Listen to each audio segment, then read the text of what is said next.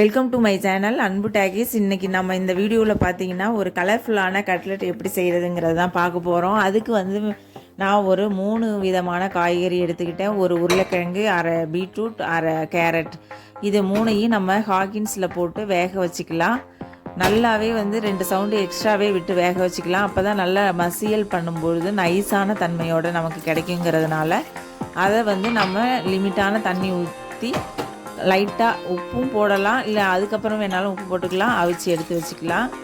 சவுண்டுன்னு பார்த்தீங்கன்னா இதில் ஒரு 4 சவுண்டு நான் வச்சுக்கிறேன். இந்த ஹாக்கின்ஸ் முழுமையாகவே உருளைக்கிழங்கெல்லாம் போட்டிருக்கிறதுனால நல்லா வேகிறதுக்கு டைம் எடுத்துக்குங்கிறதுனால நான் வெயிட்டு போட்டதுக்கப்புறம் 4 சவுண்டு வச்சு நிறுத்திக்கிறேன்.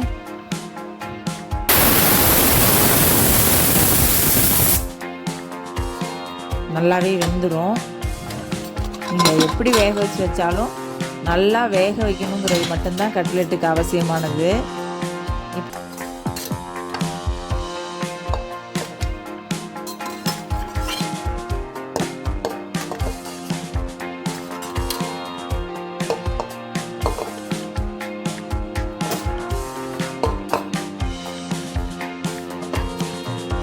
இப்போ பாருங்கள், இதை மாதிரி கட் பண்ணி உள்ளார இருக்கிற தண்ணியும் அதே மாதிரி ஹீட்டும் ஆறிடும் நல்லா.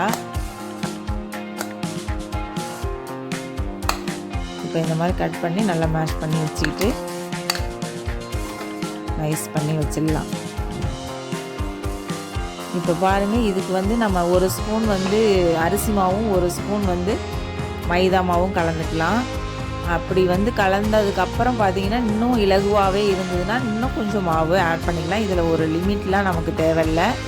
காய்கறியை நம்ம நல்லா அந்த பிடிக்கிற அளவுக்கு ஸ்டிஃப்னஸ் ஆகிற அளவுக்கு நமக்கு அந்த மாவுகளை கலந்துக்க வேண்டியது தான். அப்படி கலக்கும்போது ஒரு தேவையான அளவு ஒரு ஸ்பூன் அல்லது அரை ஸ்பூன் உப்பு சேர்த்துக்கலாம். அதுக்கப்புறம் வெஜிடபிள்னு பார்த்தீங்கன்னா ஆனியன் மேக்ஸிமம் பொடியாக கட் பண்ணி நம்ம அதில் சேர்க்கணுன்னா சேர்த்துக்கலாம். நான் இன்றைக்கி அந்த மாதிரி செய்யலை. அந்த மாவு, உப்பு, அதுக்கப்புறம் பார்த்திங்கன்னா காரத்துக்கு தேவையான இஞ்சி பூண்டு பேஸ்ட்டு சேர்த்துக்கலாம். கரம் மசாலா தூள், அந்த மிளகாத்தூள், இதெல்லாம் ஒரு அரை ஸ்பூன் சேர்த்துக்கிட்டோம்னாக்க வேறு எதுவுமே இதுக்கு தேவையில்லை. நல்லா குழந்தைங்களுக்கு விரும்புகிற கார அளவு கரெக்டாக இருக்கும். குழந்தைங்கள்லாம் சாப்பிட்ற அளவுக்கு லிமிட்டான காரம் இருக்கும். அதனால் அதை எல்லாத்தையுமே நம்ம ஆட் பண்ணி இப்போ நமக்கு பிடிச்சா நல்லா உருண்டுற அளவுக்கு வர்ற அளவுக்கு நம்ம ஈவனாக அதை ஆக்கிக்கலாம்.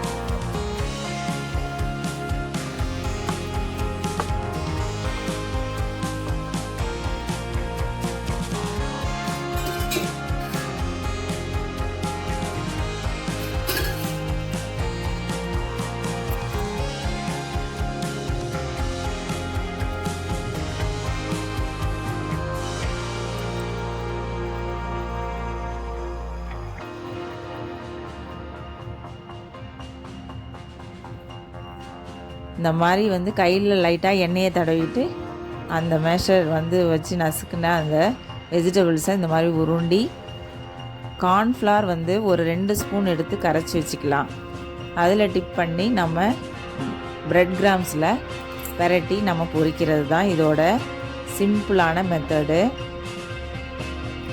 இப்போ இதை மாதிரி நம்ம உருண்டைகளை ரெடி பண்ணி வச்சதுக்கப்புறம் 2 ஸ்பூன் கார்ன்ஃப்ளவர் எடுத்து பாருங்கள், இதில் நம்ம நல்லா கட்டி இல்லாமல் கரைச்சி வச்சுக்கலாம்.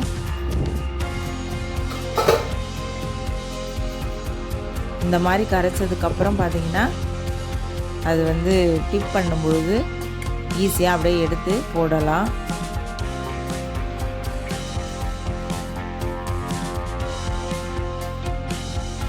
இந்த அளவுக்கு ரொம்பவும் திக்காகவும் வேண்டாம், ரொம்பவும் லிக்விடாகவும் வேண்டாம். அதுக்கப்புறம் பார்த்திங்கன்னா பிரெட் கிராம்ஸ் ஒரு கப் போட்டு அதில் நம்ம அதை பெரட்டி எடுத்து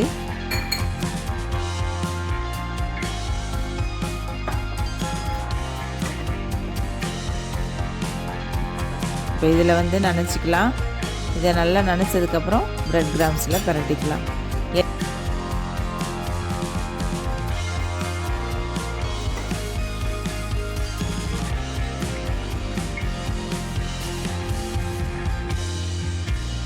இதை மாதிரி எல்லா பீஸ்களையும் ரெடி பண்ணிடுங்க.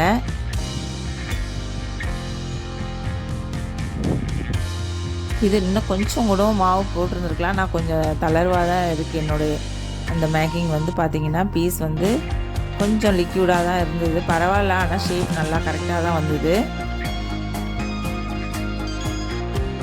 பாருங்கள் பிரெட் கிராம்ஸில் பரட்டினதுக்கப்புறம் எப்படி இருக்குன்னு. இப்போ நம்ம அடுப்பில் வந்து நம்ம வச்சு பொரிக்க ஆரம்பிச்சிடலாம். இதுக்கு வந்து ரொம்ப எண்ணெய் நமக்கு தேவையில்லைங்கிறனால இந்த மாதிரி ஒரு பேன் வச்சு அந்த பேனில் லைட்டான எண்ணெயை போட்டு அதுக்கப்புறம் எல்லா பீஸ்களையும் அதில் போட்டு ஆர்டினரியாகவே நம்ம பொரிச்சிக்கலாம். எண்ணெயை ஃபுல்லாக வந்து முக்கி போடணுங்கிற அவசியம் இல்லை. இதுலேயே வந்து வெந்துருங்கிறதுனால இந்த மெத்தட்லேயே நான் வந்து செஞ்சுட்டேன்.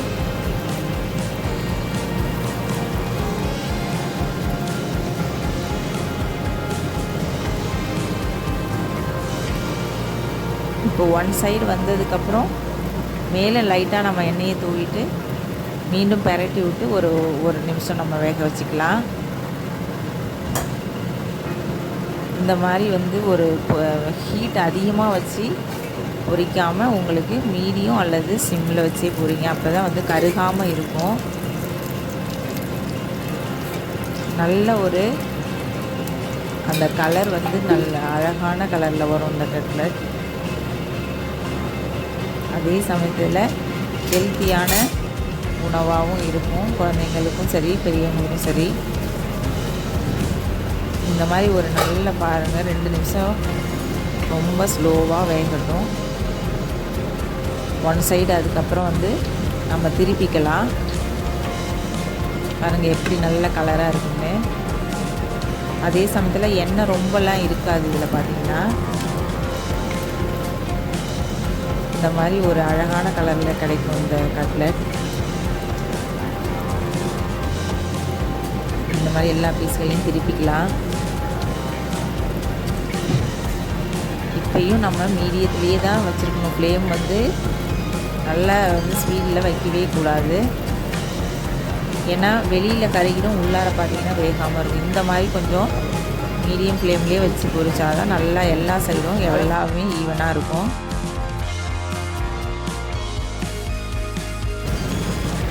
இப்போ கிட்டத்தட்ட எல்லாமே ஃபுல்லாக ஃப்ரை ஆயிடுச்சு. இந்த மாதிரி ஃபுல்லாக ஃப்ரை பண்ணி டைம் வந்து பார்த்திங்கன்னா கரெக்டாக ஒரு 4 நிமிஷத்தில் ஃபுல்லாகவே எல்லாமே ஃப்ரை ஆயிடுச்சு. இதை வந்து நம்ம இனிமேல் எடுத்து பரிமாற ஆரம்பிச்சிடலாம். இந்த வீடியோ உங்களுக்கு பிடிச்சிருந்தா லைக் பண்ணுங்கள், ஷேர் பண்ணுங்கள், சப்ஸ்கிரைப் பண்ணுங்கள். நன்றி.